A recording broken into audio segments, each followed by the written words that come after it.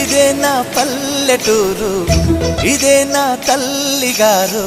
మా ఊరి పాడి పంట రాములోరి దీవెనంట.